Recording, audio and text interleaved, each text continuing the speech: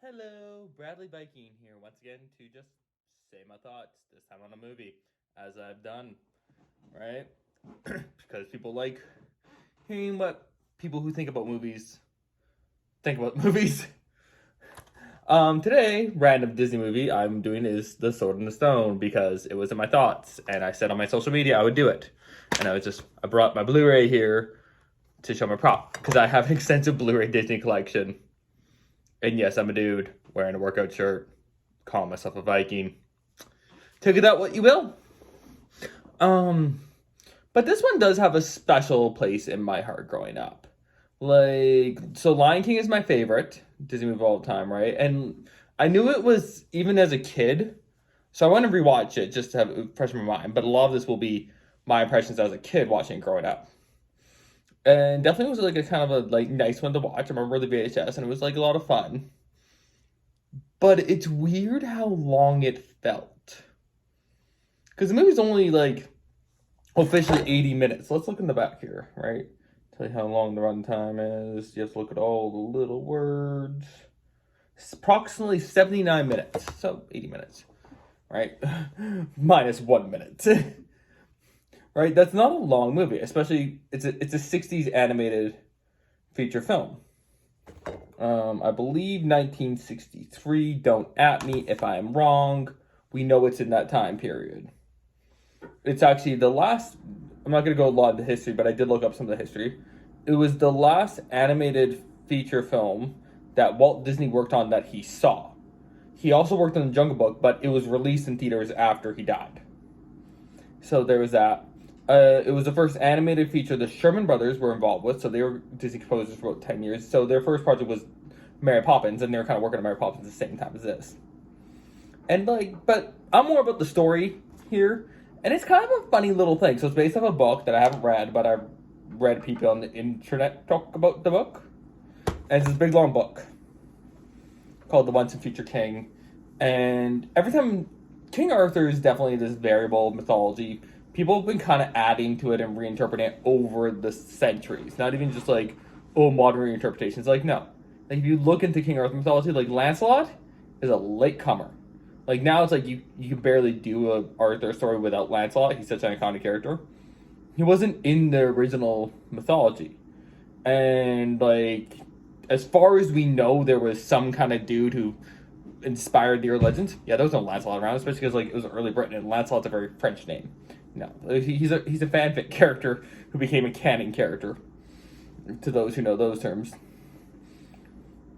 And The Sword and Stone is a nice little approach where we have old man Merlin with boy King Arthur, who's known as Wart for the better part of the movie. And it's just but it is hard because, and I guess the book is very episodic, but it's a very episodic movie without a full main plot. Just we get the intro, there's a sword and stone, and then there's this Merlin dude, he meets this Arthur kid, and Merlin can see into the future. In the book, it's explained that he experiences time backwards, and he's also immortal, so he comes from the future, and he's been living backwards. So he knows everything's going to happen because he's technically already been there. I think the movie's not as nuanced, it's just that Arthur can Arthur can't. Merlin is a magic wizard. He can time travel and he can see in the future. Right? When he first meets Arthur, he predicts exactly when he will be there. Oddly enough, he predicts it, but then Arthur is late. So that's weird. There's also a lot of things, this was a financial hard part. This was almost the animation studio was going to close down for Disney. And there were things, even as a kid, I kind of noticed of them cutting corners. I found out later, but you could kind of hear in the film, is that Arthur is voiced by 3 different boys. So there's the original voice actor, then his voice broke, so they couldn't use him. And then 2 sons of one of the executives. I won't say producer writer because I can't remember at the exact moment. Right? And you can hear sort of the changing voice throughout. They all sound similar-ish enough that you can buy why they thought they'd get away with it, but even as a kid, I was oh, Arthur sounds kind of different this scene. The most notable is right at the end, he says one line, then another actor says another line. And that's a very funny thing to do voice acting. There's also this, whoa, whoa, whoa, know whenever he falls, like it happens 5 times in the movie. I was watching it, and I'm like, oh, they're using this exact same falling sound clip. Like, almost so much, I almost swear it's like become like the Wilhelm scream and showed up in other projects. I'm not sure if it just feels like that. But yeah, there's not like a cohesive plot structure to this movie. It's just Merlin shows up and then he's like, all right, I'm teaching you. He like just like threatens Arthur's caretakers, Sir Ector and Sir Kay. Not Sir later on. But yeah, Sir Ector is like the man running the castle, and he's like the foster father because Arthur's an orphan. And they do talk a little bit about like medieval society. It's like, oh, you need to be like, you're just an orphan, like you need to have parents sponsoring. Even though this is like earlier medieval period where being a knight was more about, can you afford a horse and armor? Rather than, but like, yeah, but they're doing later medieval stuff where it's much more with lineage and all this stuff. There's repeated animation all over this movie. The most notable is at the beginning. Like, the one I noticed as a kid was at the beginning where Kay is hunting the deer, and it's just, he's hunting Bambi's mom. It's the same clip of Bambi's mom walking in the meadow, and actually what funny is I always recognized it from the Jungle Book, because I watched the Jungle Book more than I watched Bambi. We never had the VHS of Bambi. Like, I watched Bambi as a kid, but we never had the VHS. We had the VHS Jungle Book. And the same clip of Bambi's mom walking is also used when when we first meet Shere Khan, he's hunting a deer in the jungle. Both times, the deer, but because of Bambi's mom gets away, because this is not this, because we don't see the scene where Bambi's mom gets shot, right? That's done through implication and horror. I just kind of want to watch that now, because I'm horrible. But there's other clips where it's more like they kind of use, I don't quite know how to, I guess use the basic frames and then they animate their characters over top. Like there's bits from 101 Dalmatians with some of the slapstick.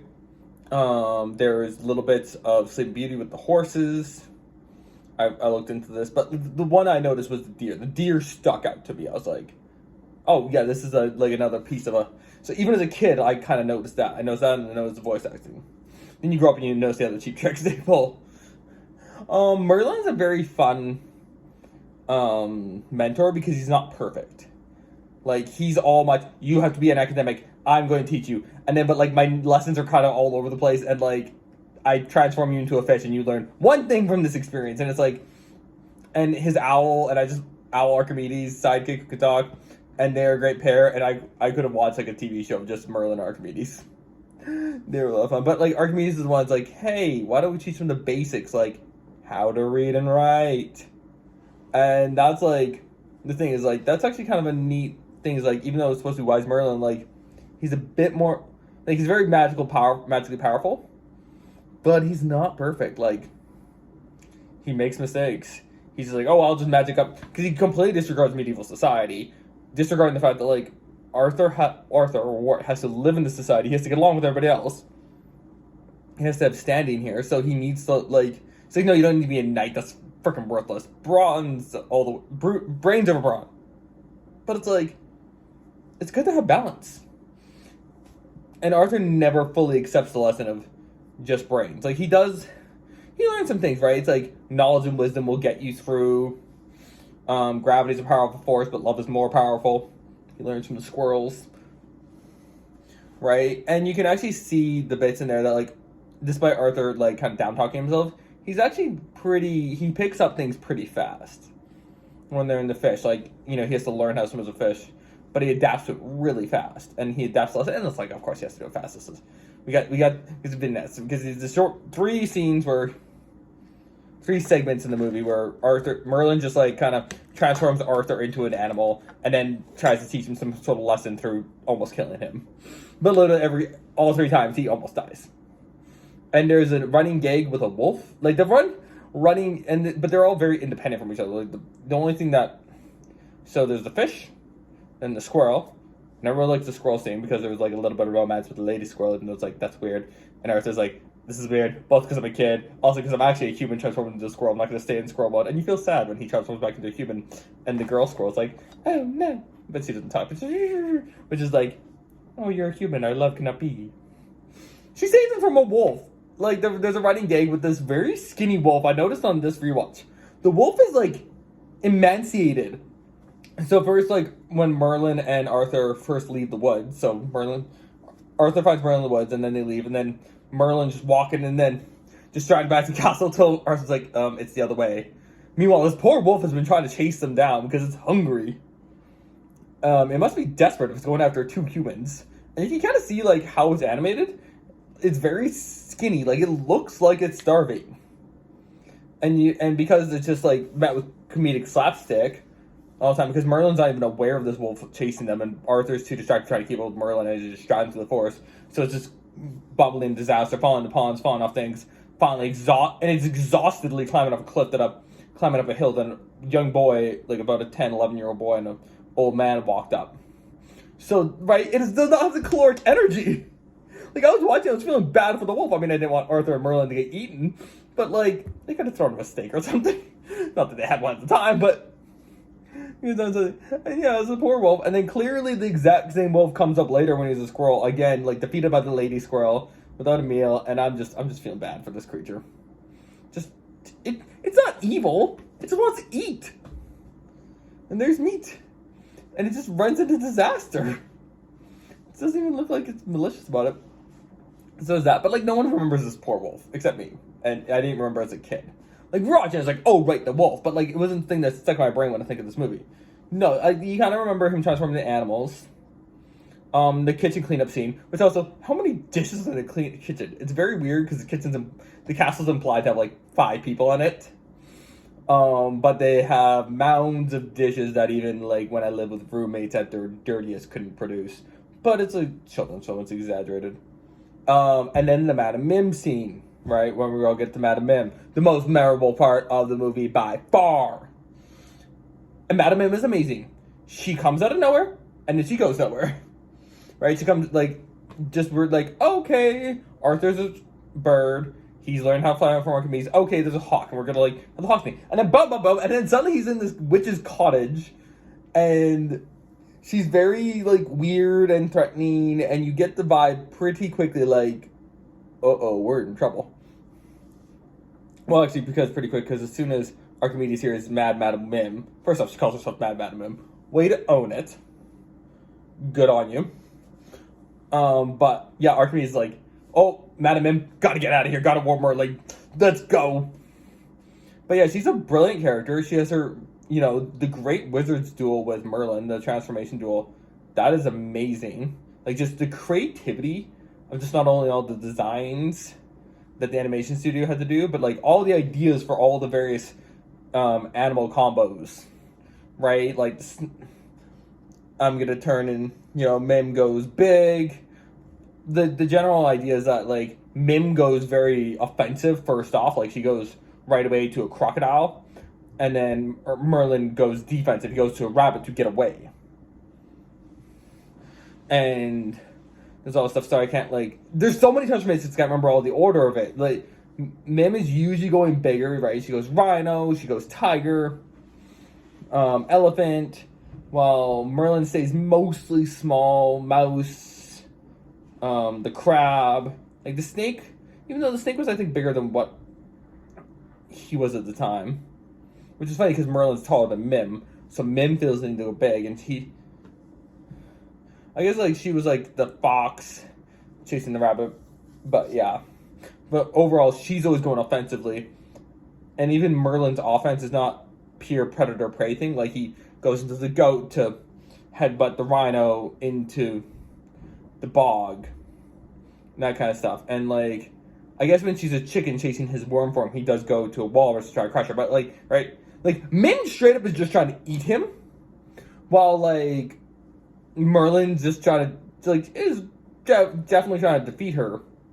But, like, trying to, like, use blunt force, in a sense. And it is sort of played out of the brains over brawn. But, like, it's actually, Merlin could have taken the lesson is that brains does have, that sometimes you need to fight, because he's straight up like, oh yeah, Mim, I have to fight you because I have to save Arthur because you are about to murder him. And they don't mince, like, they don't say, they use the word destroy rather than kill or die. So, like, the wording is the only thing they mince, but it's pretty clear that Mim means to kill the bird Arthur only because he's a good kid and he's friends with Merlin. No other reason. But it's like the most memorable part of the movie. And then when Merlin defeats Mim, it's a climax. So you feel climax, like, okay, we have this victory, even though it's like this non-standard victory because he gave her a virus or bacteria. He became a germ and got her sick, and then left her bedridden. And I like that he doesn't like actually like she's not destroyed. She's just sick and bedridden. And actually, he's like, yeah, she'll make a full recovery, but like she'll be out of commission for a few weeks, and like just a little bit of torment. And then you're like, okay, and they're walking off, and like I always remember as a kid feeling like, even no matter how many times I watched the movie as a kid, every time Madam Mim was defeated and they were walking off, being like, okay, here's what we learned, because Arthur's like, you could have died. And Merlin's like, well, it would have been worth it if you had learned something. Merlin, just pure academic. My death means nothing in pursuit of knowledge. So that you could, but yeah, and then Arthur states a lesson like, knowledge and wisdom of the truth, power, and yada yada yada. But then the movie keeps going, and it's funny because when I watched it last time here, I watched it Disney Plus. There's like less than 10 minutes of the movie to wrap everything up, but it still has ending fatigue. To me as a kid, like the movie Madam Mim's defeated, movie felt over, and then it keeps going. And it goes, and then Arthur becomes the squire because the other squire was sick, and then Merlin gets mad and goes to the Bahamas, to Bermuda, bless me to Bermuda, and through time, and then Arthur, right? He finds the sword in the stone. He pulls the sword in the stone. It's funny, it's called the sword in the stone when the sword in the stone barely features, and becomes the king of England. But it's just weird, like, all these things happen, and it's not that long of an actual time, especially, like, movie time. Like, all those events happen pretty quickly. But it's weird because the movie feels over. And it's an interesting example how, like, you have these long movies that have, like, ending fatigue. When you already feel like, okay, everything is resolved. Wait, it's still going, and we don't just have, like, a quick resolution. Right? Like, Return of the King. You're like, oh, I have 15 different endings here. Like, just... when will this movie end? And we all love it, but it has that. Star Trek Into Darkness again had a bit of that, like, okay, is he beaten yet? Like, we blew up concept. Okay, he beat him. Okay. No, Spock has to chase him down, fight him. It's a common thing in movies when like you think the threat's been destroyed and then it keeps going. Amazing Spider-Man 2, right? We defeat Electro. Okay, movie's over. Like now we just need to wrap it up. Oh, now Green Goblin's got to show up. Spoilers for 2014 movie. Sorry. Also, yeah, spoilers for Sword and Stone. Because so many of you were just like, oh no, you spoiled the movie for me. Sorry, guys. Yeah, so, but yeah, and then like everything wraps up quick. And the ending always left me unsatisfied. First, because I was like, wait, this movie's not over yet. And now he's king. And then I was like, it almost feels like there should have been, and then it ends and Merlin's like, okay, I'll come back to advise you. Because, you're king now and you need help because you're also a kid and nobody else here can do it. I found out later his name was Black Bart, the big, deep-voiced knight in black armor who was like, all the other knights run up and like, oh, you didn't do this, you didn't pull the sword from stone, and then he puts it back in. It's like, hey, okay, first Kay has a legitimate argument, like, let's actually test if the miracle's still in effect or if I can just pull the sword out again. But then everybody else tries to pull it to be like, oh, wait, I'll be king of England. And let the boy have a chance. Ah, yes, that's what I say. Let the boy have a chance. Just start Palador. But, yes, give the boy a chance. So, Sir Bart, you're awesome. And I always remembered your distinctive deep voice. That was like, I'm pretty sure he appeared in a lot of other Disney projects whenever they needed, like, the deep voice that, like, more deep voice is putting to, he puts me to shame when I'm trying to be a deep voice and I got nothing on him. Yeah, but then it's like, okay, and then greater things to come because we know all the King Arthur legend and there's gonna be the round table. And I was like, well, round table, like, Arthur's like, round table? It's like, oh, well, it doesn't have to be round. No, round's fine. Like, and it was just always a film I always, like, wanted a sequel to. And I know, like, I was born in 91 and came out in 63. But still, like, I always just kind of wanted to know where things went. introduced other Arch Legends, but like what in this continuity? And I guess I could have gone and read the book once I found out there was a book, but I haven't done that yet in my life. Yeah. So it's just a weird example how a short movie can feel long, partially because there's no main narrative. It's just like these segments of events that happen. All right, we have the just the lessons, and they're just these scenes, which is actually a little bit similar. Mary Poppins has a thorough narrative. It's about George Banks and not about Mary Poppins with the kids. But right, just Mary Poppins has these segments of these adventures, which are kind of these standalone segments of, okay, we went and visited Uncle Albert. We went into the chalk drawing, and then we went and hung out with chimney sweeps. That said, like watching it, it's still pretty enjoyable. Like there's some good gags. The animation's still fun. Like the songs are kind of like cheesy. They're not anything worth humming. Like I would never download these for my Disney song playlist, any of them. I think there's only like 3 songs anyways. So nothing iconic about the songs, which is funny because right when the same dudes did Mary Poppins, which is a very iconic musical. But yeah, no, it's just like it's one of the less talked about Disney films. So I wanted to say something about it. I liked it. Like I always liked it growing up, but it was definitely like middle of the range. It was never like, oh, man, this one. Like, oh yeah, I'll watch it, but it was never something I would get super excited about. Like I would get excited for Lion King, or even like my deep abiding love for Fox and the Hound, or any of those ones. It was just like, yeah, here you go, Disney. Here's your B movie, like doing letter grades. Like, I want to say like your C, almost like a C plus, C plus DB. I don't know. I didn't grow up with like a letter grading system percentages. Like you turned it was fine. It's just fine. I kind of wish I had seen more of this. Like I just wanted to see where like this would go. But it is what it is. And it's actually but it didn't. And yeah, they never made like a direct-to-video sequel when they were in the 90s and early 2000s when they were doing all those. But that's also because it didn't have a princess. I have to remember my foreign viewers, all 0 of you, until one day. We didn't have a princess and we didn't have cute animals. Archimedes is a fun owl. He's not like particularly cute. And all those Disney sequels, if you kind of notice the pattern, majority of them were we had some pretty princess to follow up on, or they were cute animals. And I was not the first one to notice this. I definitely grabbed that information from elsewhere. And also, if they made a Disney sequel to this, it would have been as disappointing as 97% of those are. All right, Bradley backing out. I'll talk to you about something else some other time.